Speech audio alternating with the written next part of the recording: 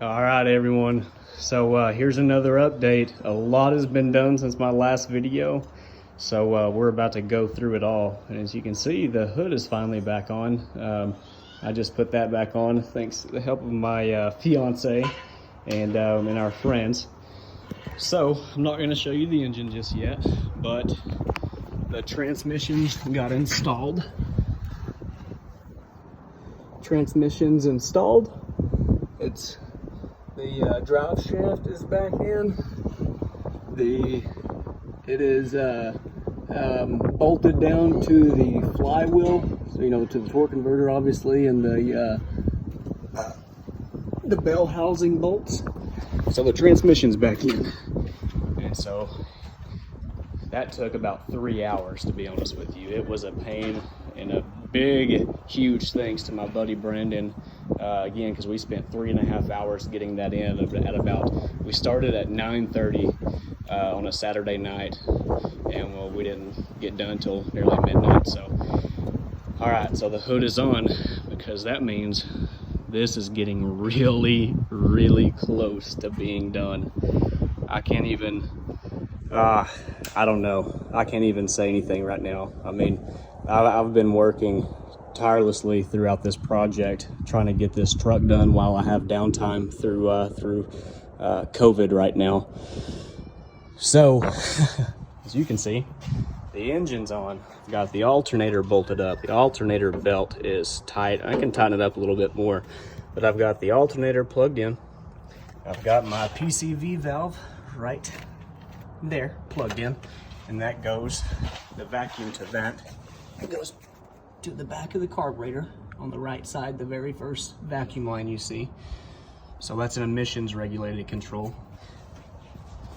I have the brake booster, my power brakes attached to the back of the carburetor as well. So that's done. I have a new radiator that I finally got to put in.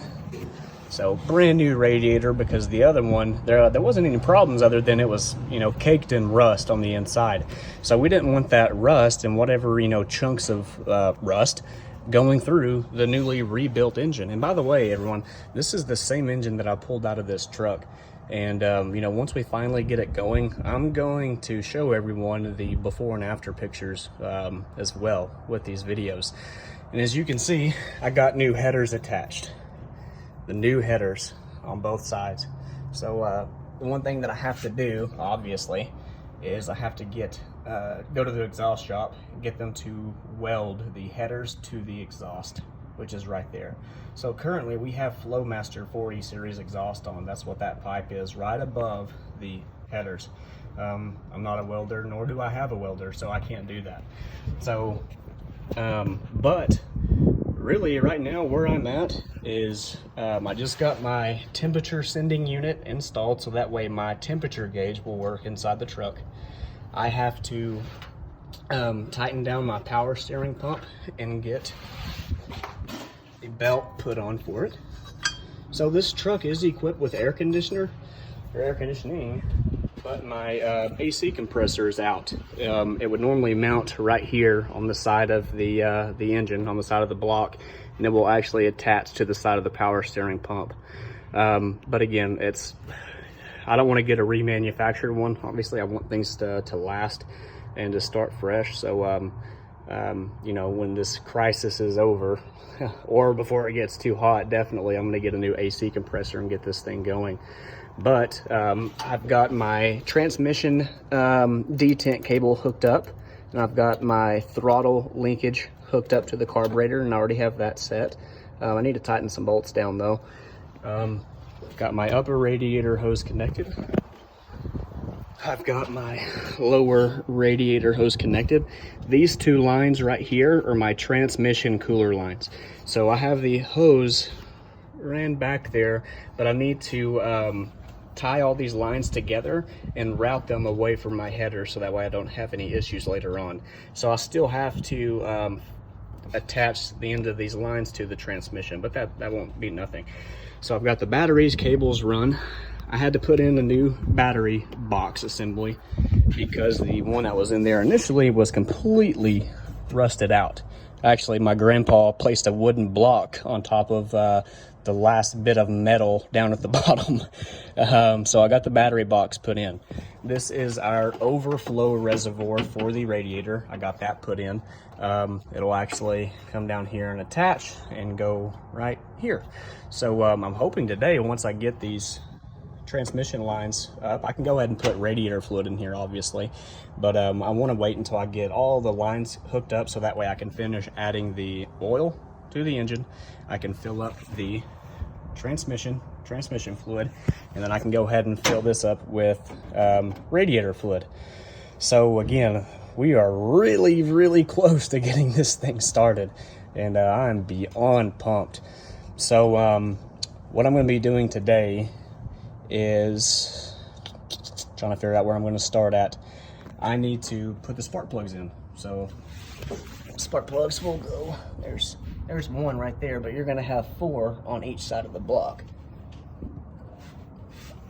So I have the spark plugs right here that I'm going to put in. I'm going to finish the transmission cooler lines.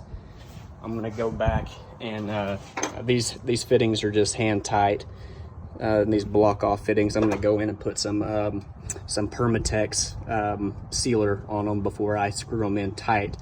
And then I need to, I don't know, all this stuff is pretty tedious. It doesn't take too long, it's just tedious.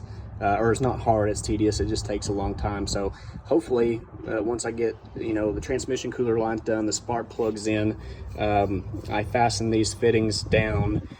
I want to get to the carburetor. This is the electric choke on here, so I need to run a power source from here to a 12-volt power source, that whenever you turn the key on, don't start it, but as soon as you turn the key on, it will operate our electric choke on here.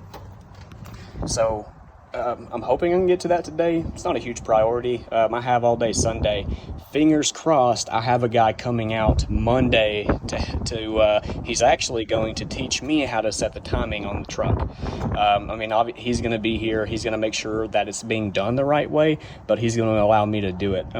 Great guy. So I'll keep everyone posted on that as well. Yeah, so we're really close. But before we can start it, these old trucks, which I'll show you, or not all of the old trucks, some of the old trucks are equipped with a tachometer, the RPM gauge. This one's not.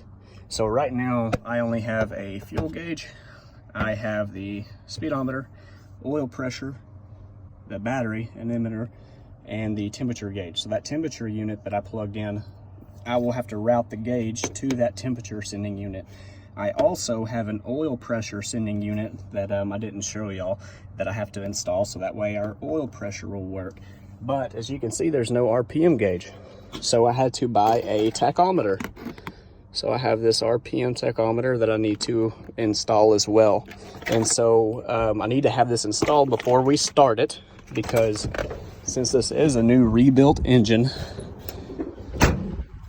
the break-in period is very crucial whenever you first get the engine turned over. So whenever you first start the engine, you have to set the idle from the carburetor. You have to set it at 2,500 RPMs, and you have to let it run for 20 minutes. That's to lubricate everything internally, all the components such as the camshafts, the heads, etc. So after that 20 to 30 minutes at 2,500 RPMs, then you will back the idle back down to normal idle range, which should be anywhere from 700 to 800, which is what is stated from the manufacturer's recommendation on the Demon carburetor. So I obviously need an RPM gauge, so that way I know we get it up to 2,500, and then I know that we get it set at the right place once we're done with the break-in period. So I'm sure I'm missing some stuff right now, but honestly, it's coming together. All of these lines that are just hanging here right now, all this, this is for the AC system, and I don't have the compressor in here, so we don't need this stuff right now. So I'm going to make this look somewhat nice. I'm just going to kind of roll it up with some zip ties, tape off all the ends, so that way I don't have to worry about any of the wiring. I don't want it to look bad, because I am a very much of a clean freak. So that's the update. That's where I'm at, and y'all stay tuned.